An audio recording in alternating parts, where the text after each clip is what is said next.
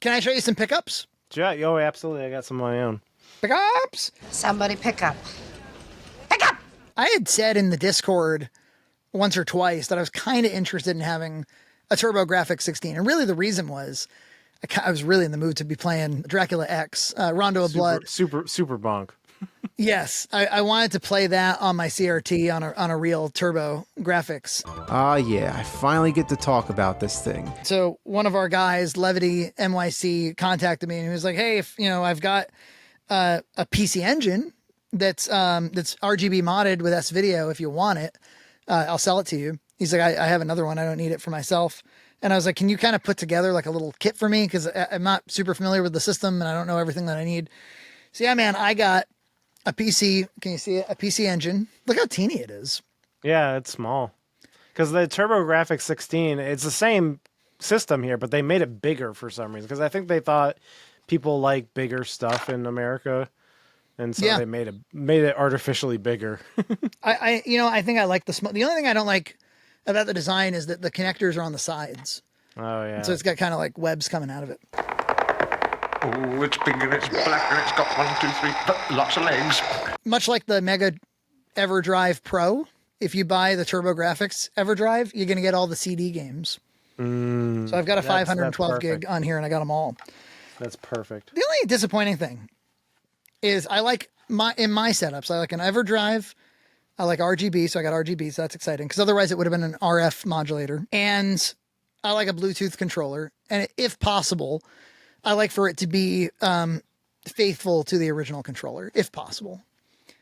Not possible. Because it's not possible to get there's no 8-bit DOE TurboGrafx 16 controller. They have one, but it's 2.4 gigahertz only. And there's no such support on this. The only thing you can do is buy a Bluetooth adapter. You can buy whatever the controller connector for a PCEngine to USB, and then you could connect the USB. You could do that, but there like only one got like a private seller who makes his own shit made one of those, and they're all sold out. And it would have been $70 for it or something. So I ended up I got myself a new SN30. I've had the same old one for a long time. As you can see, I label all my controllers because I have a lot of controllers at this point. I like to dedicate a controller per system. I don't know about you. That way you press start, you're synced, you're good to go. Yeah, I only have one. Where's my I've got one too. This is new. And I got to say, like the last one I bought was probably 5-6 years ago. And that one, it's not that it's worn out or anything. It's fine, but they design them better now, EJ. I think so. This is nicer. Because I remember you had some of the smaller ones for maybe this SNES Classic or the Genesis. Yeah. They the ones without the joysticks. And I remember feeling that I was like, oh, it's not that great. And then I got one like recently, and it felt way better. So I think they are doing. They're doing more things there. They've been improving them. I have some for the NES and SNES Classics. I have the 2.4 gigahertz adapters that are the Wii style. Right. And the controllers themselves are exact knockoffs of the SNES and NES. I think probably they got a cease and desist. That one looks like Mickey.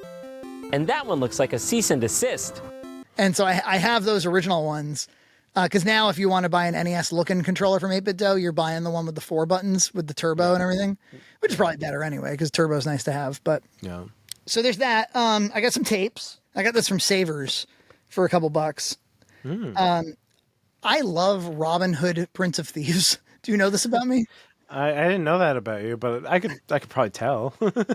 Just by looking at you. Alan Rickman saying some crazy shit.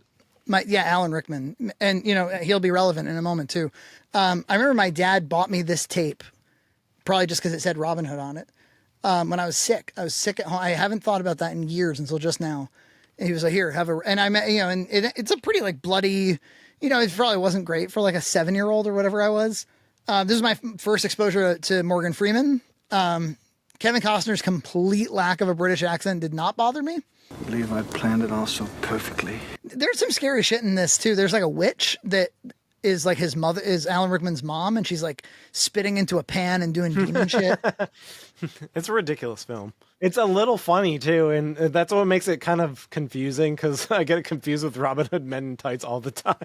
I do too. Actually. I almost say it I'm like, Robin Hood, Prince of Thieves, because it's like absurd in some ways, and then the Mel Brooks is obviously more absurd, but holy shit.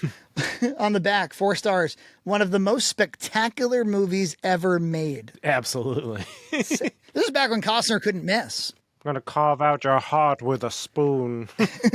Gloria and I say that to each other. Loxley, I'm gonna cut your heart out with a spoon. And later on, he's talking to his cousin, and his cousin goes, "Why a spoon, cousin? Why not an axe?" And he goes, "Because it's dull, you twit. It'll hurt more." Why a spoon, cousin?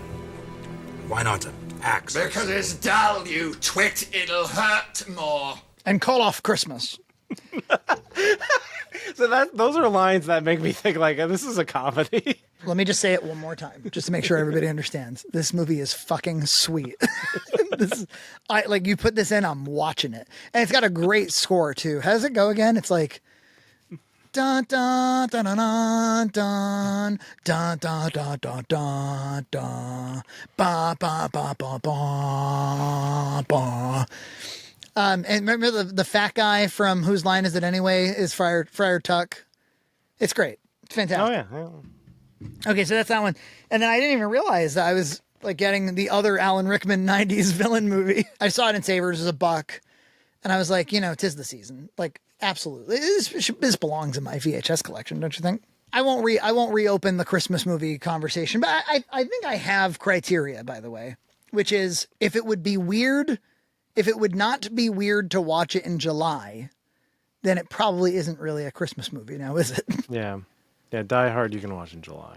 It's it would be a little weird to watch Home Alone in July, wouldn't you say? Yeah. As you know, I'm into Christmas movies. Do you know Muppet Family Christmas? No. This is great. This is fantastic. I assume you like Muppet Christmas Carol. Yeah, that's the only one I've seen, really. So this was a TV movie. The whole idea is that the Muppets are going to Fozzie's grandmother's house for Christmas. And they kind of, show up at her house and overwhelm the place. But then Sesame Street shows up. Ooh, All of Sesame Street shows up. That's pretty cool. And you have Swedish Chef looking at Big Bird going, "Ooh, birdie, hurdy, birdie." And he's like trying to salt Big Bird and stuff. He's like, "Oh, hello, you must be a cook." And he's like, "Ooh, birdie, herder, big birdie, dirter." It's really funny. It's got good music. And then Fraggle Rock shows up at one point. Like, yeah, baby. Yeah. Yeah. So this is like a Henson. I think Jim himself shows up at the very end. They sing "We Need a Little Christmas" in the opening. For we need a little Christmas right this very minute. Candles in the window. One of my memories is I remember around our first Christmas, Nina and I would have to wake up at, you know the drill, at 4 a.m. with your baby. She'd lay on our stomachs and we would put this on for some reason. And it would always be, "Pull out the holly." Mm-hmm. It just reminds me of like, it's 4 a.m. My baby won't sleep.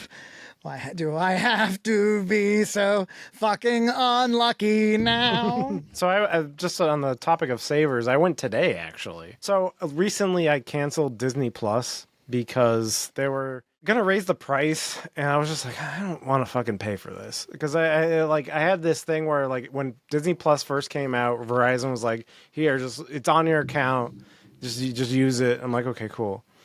And I think I think eventually they did start charging me for it, but it was only like $6. It was something something really low. And then I get an email. It's like, "Oh, we're gonna be charging you $18.99." I'm like, $18.99? That's like a $11 more or more than that to a month. I'm not gonna pay for that, so I canceled that shit.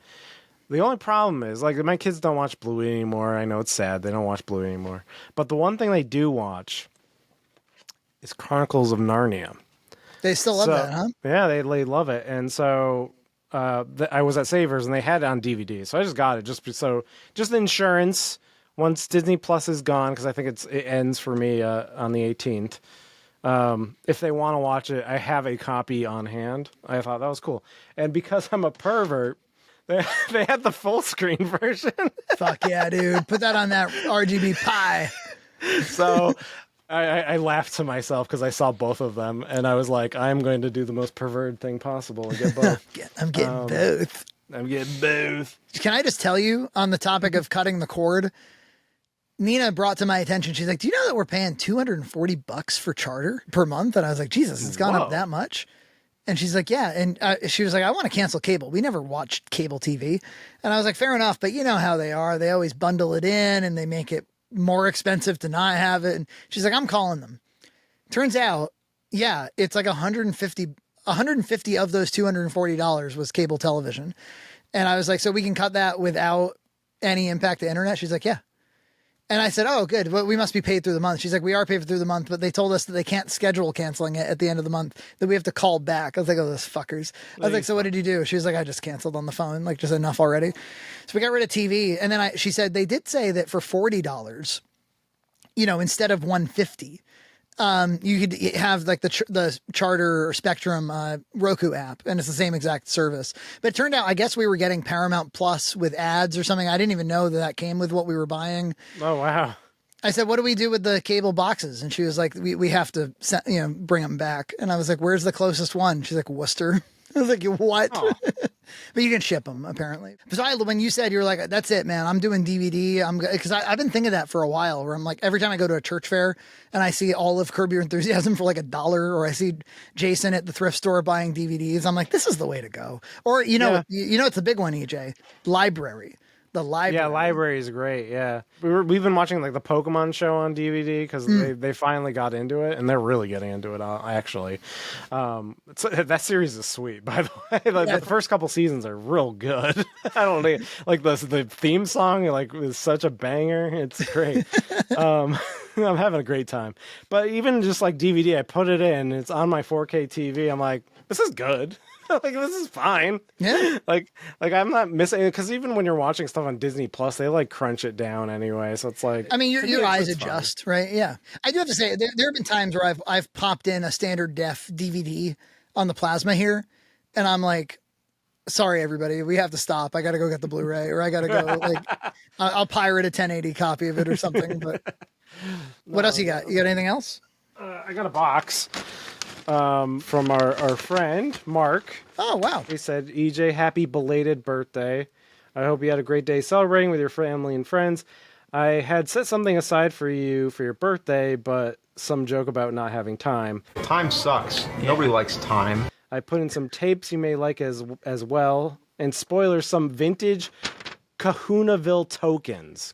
Remember Kahuna Ville? Yes. In my big NES video? I just finished my pizza. Grease still on my fingers. I popped a quarter for my change in there, and I was expecting something slower paced like a Space Invaders, but what I got was pure white knuckle action. Hopefully it'll bring back memories of your high school days playing Miss Pac-Man Galaga machines. He is such a thoughtful gift giver, this dude. Yeah, that's a deep cut from one of my videos, so that's awesome. Also, I figured you might find better use for this GameCube flippy drive. It wouldn't work on my particular model, and he also included a refreshment for my 40th birthday. So thank you, Mark. So this is the refreshment. It's a Glenfiddich 14 bourbon barrel. I don't know. It's a whiskey. It's good. I at first when I lifted up the box, like I knew he was gonna send me something. He sent me a message, and when I opened it, it was like sloshing around. I'm like, would you send me some like Nickelodeon slime or something? Yeah. I'm like, what's in here? I thought for EJ's 40th birthday, it'd be fun to make him some Nickelodeon slime. I'd never done it before, but I thought I'd give it a try. Ultimately, the goal is to have this as simple as possible, so anyone would be able to run the program with just a click of the button. It's a little involved right now, but I'll put up some instructions to help out those that aren't familiar with Python that would like to run the program in its current state. I was like, I gotta rescue this. I don't want it like sloshing around. But then it was whiskey. I was like, oh, that's awesome. Actually, it was really great because I was working in Boston on Monday. I had a long 13-hour day, getting there, coming back. I come home, this package is here. I open it up, and there's that whiskey. I'm like, oh man! After a long day, hard day in Boston, a glass of this is going to be. It's the one thing I haven't tried on my tailbone. So Mark really, he made my day that day. So that's nice. So here's the Kahuna Ville. It's like a receipt. It's like you can redeem merchandise with a receipt. So is Kahuna Ville still a thing? No, it's not. So what are you redeeming exactly? I guess there was a Kahuna Ville in Langhorne, Pennsylvania. Oh, here's more Kahuna Ville things. So it does say Langhorne, Pennsylvania, Wilmington, Delaware, and Holyoke, Massachusetts. There it is. That's mine. Holyoke, Massachusetts. Nice. So these are coupons, redemption for $5 and free tokens. So if I find a Kahuna Ville in the afterlife, and this is the flippy drive. I'm guessing this is. I haven't read anything about this. Actually, I don't. Yeah, know what's a flippy drive? It's something to do with GameCube. It's purple. It's got that GameCube purple. It's got like a back plate, I guess, that you put in. My guess is it has something to do with like there's an SD card. So I'm guessing it's like you play games off of an SD card. That's my guess. I mean, yeah, because I did have to do not a crazy mod to get GameCube going, but it took a little bit of surgery. It'd be cool if they just had something that you could just kind of plug and play. Yeah, I think you do have to open it up. And I'm not sure if I want to do it to like my GameCube because like I use it a lot, pretty much. I don't want to like mess it up. So I probably will buy another GameCube just I tell you, a modded GameCube is the way to go because you don't have to worry about discs. It doesn't make any noise. It's lovely. There's actual tokens in here, not just paper. Yeah, the little Kahuna Ville, and there's like a surfer guy and like a volcano. Yeah, I remember that. And I have not looked at these tapes yet, so I haven't. Let's see what we got. This is going to be a reveal for both of us. It's The Legend of Zelda, The Ringer. The Ringer. I have the same one. When Gan learns that there is to be an amateur magician's contest in the cast of Hyrule, he sees his chance. He will enter the contest and use his powerful magic to disrupt it, and in the confusion take off with the Triforce. Only Link and Zelda, in an exciting back-to-back battle with the forces of the evil underworld, have a chance of stopping him. How sickeningly sweet. Enough mush. How sickeningly sweet. Enough mush. And there's another one. It's Kirby right back at you. Kirby anime from the early 2000s? Yeah. I have actually never seen it. Sonic X style? Yeah, it's for kids entertainment, so it's the same people who brought the Pokemon show. So I wonder if they did Sonic X as well. They might have. Because that show's sweet too, you know. Right on the Fox box. So yeah, Kirby comes to Cappy Town. So I don't know. Wait a minute, Fox? Fox put that out? Fox. It says Fox box, so it must have been on Fox Kids. Wow. I had no idea that Kirby even had a cartoon show in America. I mean, it sounds like it's an anime, but that they came to America. Well, it's 2002, so I would have been in high school, so I probably wasn't looking at that stuff. How about that new Mario trailer? Got Mario Galaxy movie trailer. The trailer for Mario Galaxy, I think it looks sweet. That is so funny. I showed my kids yesterday, and they were like laughing through the whole thing. They thought it was so fun. We watched it. We started it again because they were like, "This is so good." Yeah, Gloria. Just the sight of Rosalina was enough to. Rosalina's her favorite. You know, it's Brie Larson, so that's good. Yeah. Well, Brie Larson, she had like a video on. She's released it. It was a video she took in May. She was like, "I've got a secret to tell you." She's in like the Nintendo World Park there, and she's like, "I'm gonna go over the crowd." She's like, "I'm gonna be Rosalina in the movie," and she was like, so happy. She's like a diehard fan. She does like unboxings for Switch 2s, and that's she's kind like of an actual.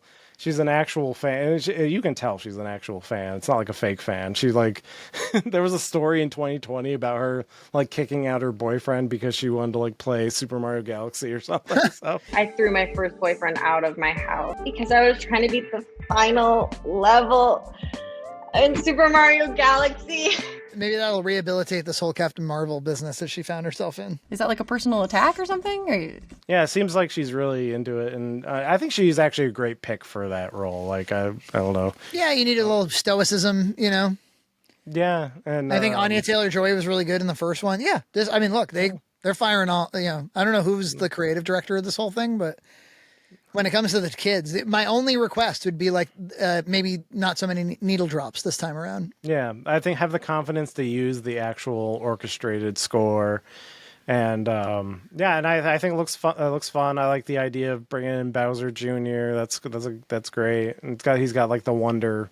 He's got his Wonder design there. I think we learned from leaked cookie dough footage that Yoshi will be in it, of course. You're bringing everything in. Yeah, no, that's really smart. It's good. I think it'll be fun. It looks fun. It looks like they're having fun with it. Hey, you want to see a few LaserDiscs? Yeah, absolutely. It's over, Johnny. It's over. Nothing is over. Oh man. Nothing is over. Nothing. Nothing. You just don't turn it off. There was this kid one day, and he said, "Shine, please, shine." And he did, and his fucking body's all over the place. Fucking blew his body all over the place. He's laying there, and he's fucking screaming. There's pieces of him all over me. Just I need a brisk. That's brisk, baby. So I said, I can't find my fucking brisk, and so Mickey gave me his brisk from the ice machine, and I can't find your fucking leg. And then I said, yo, that's brisk, baby. How come that wasn't the commercial? Yeah. Get a brisk. Him crying about the horrors of war. And nobody would help. No one helped me say, that's brisk, baby. I was talking to Jason on Discord late one night. I've been having a lot of late nights lately. I've been working on projects, editing. I'm working on like a coding project for work that involves Claude. It's been actually really fun and interesting. Like you can make a whole web app now with limited coding skills. So I've been staying up really late, and he happened to be up with me, and we were talking about LaserDiscs.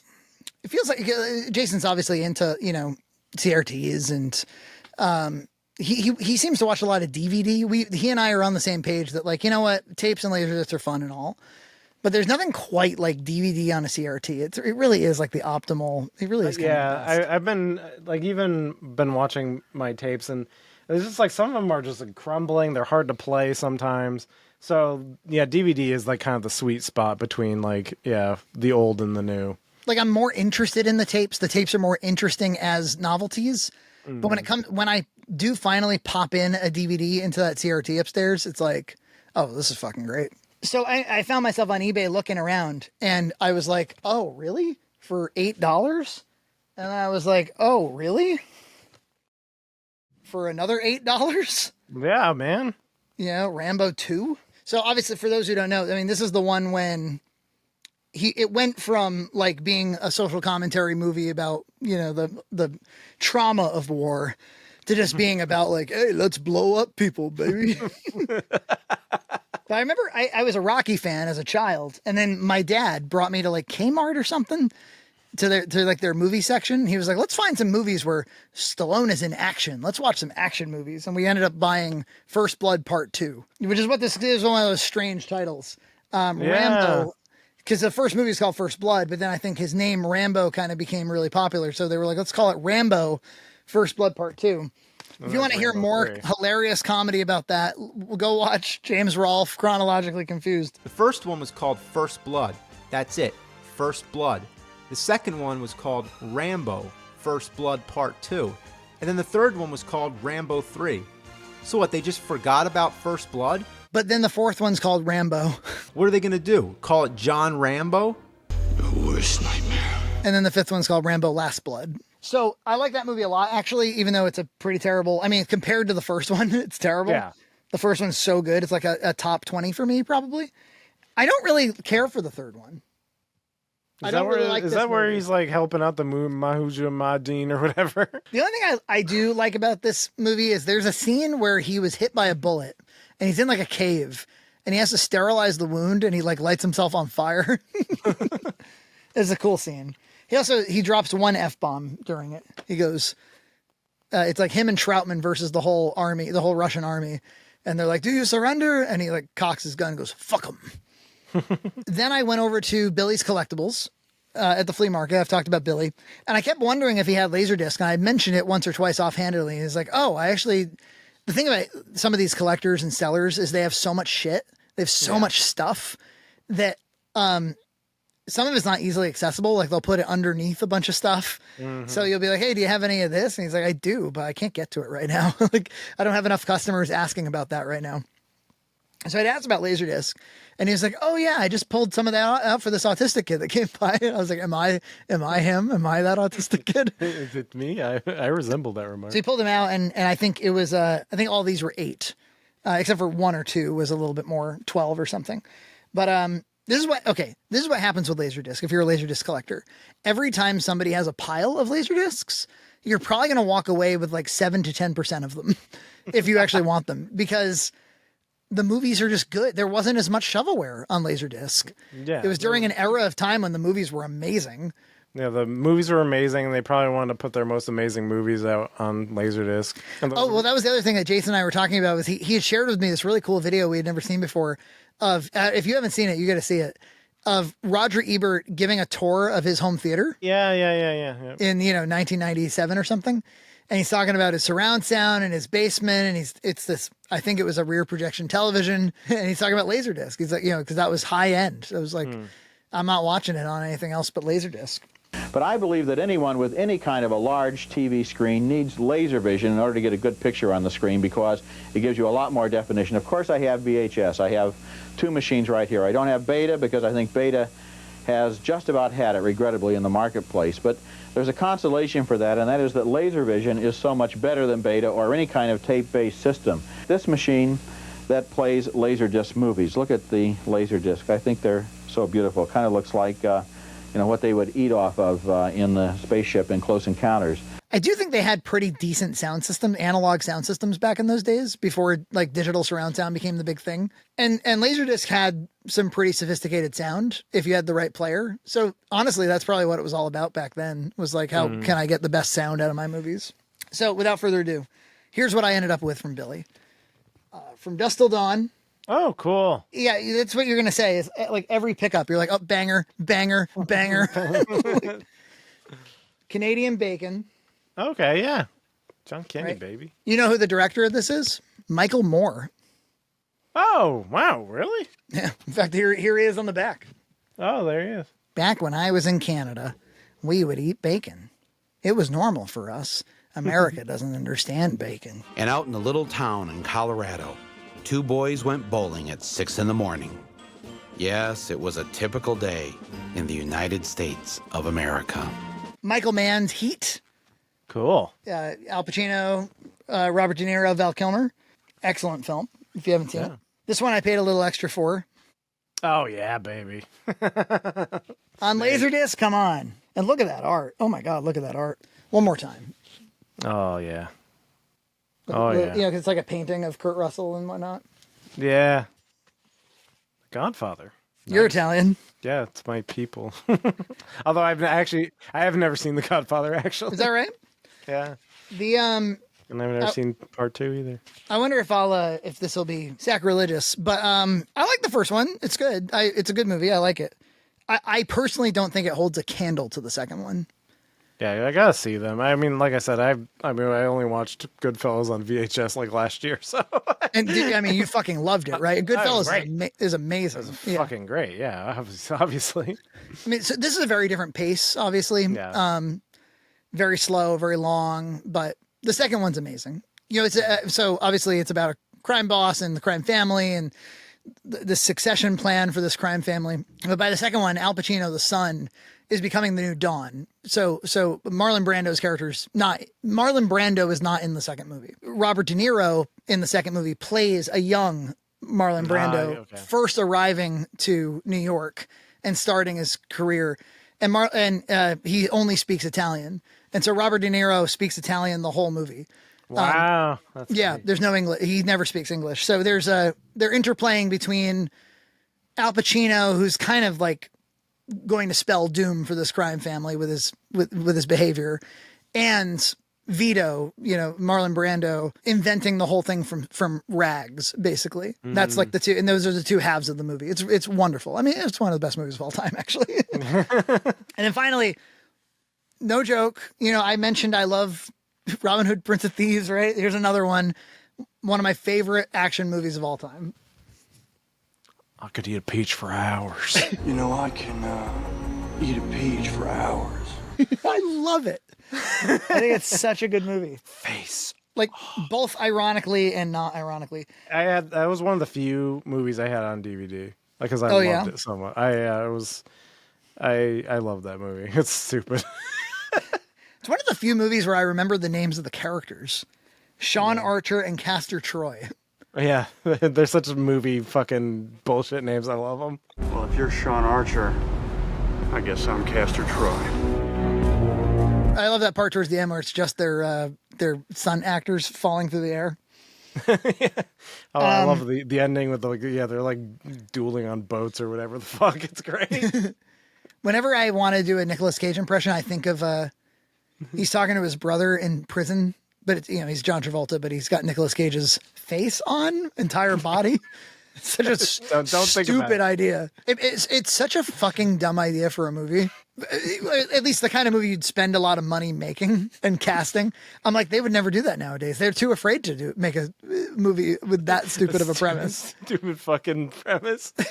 You're afraid. You're cowards. You cowards, you stupid bitches. Well, whenever I want to do an impression, I always think first it's his brother who goes, "Oh, well, I guess the LA Convention Center will have to do." Oh, well, I guess the LA Convention Center will have to do.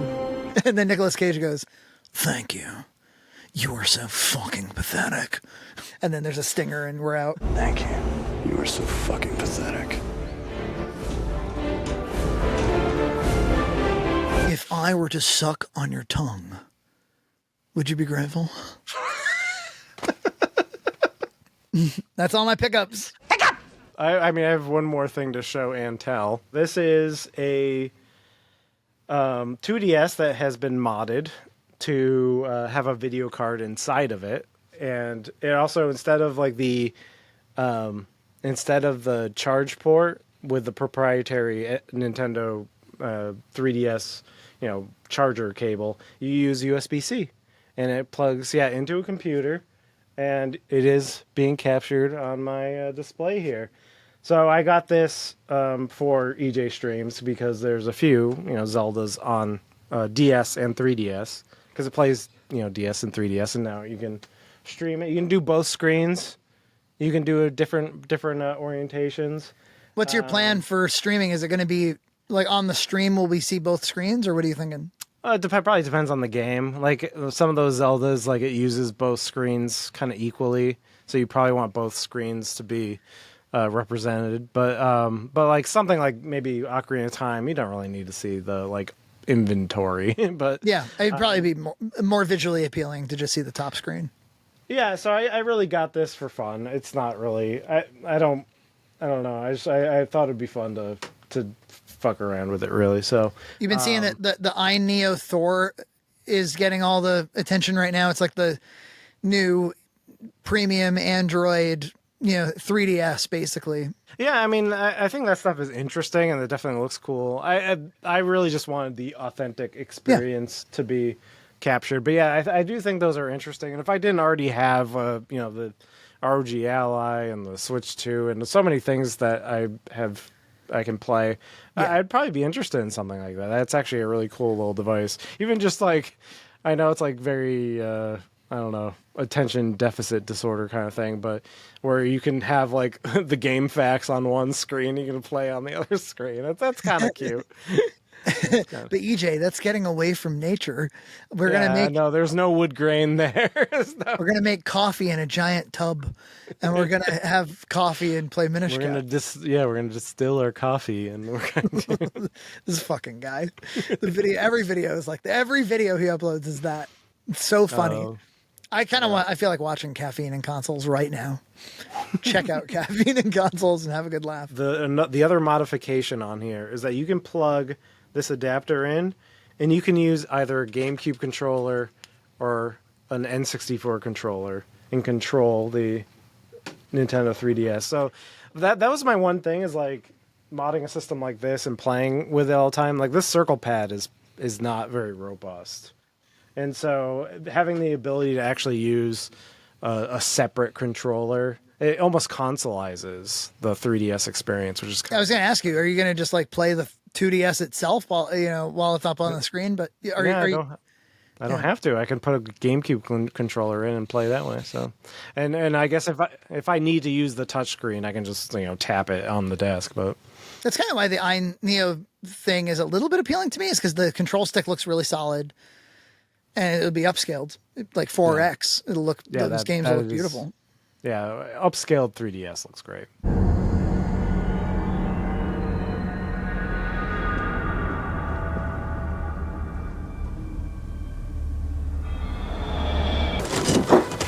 And call off Christmas. Subscribe to Red Cow Entertainment on Patreon for full episodes every other week.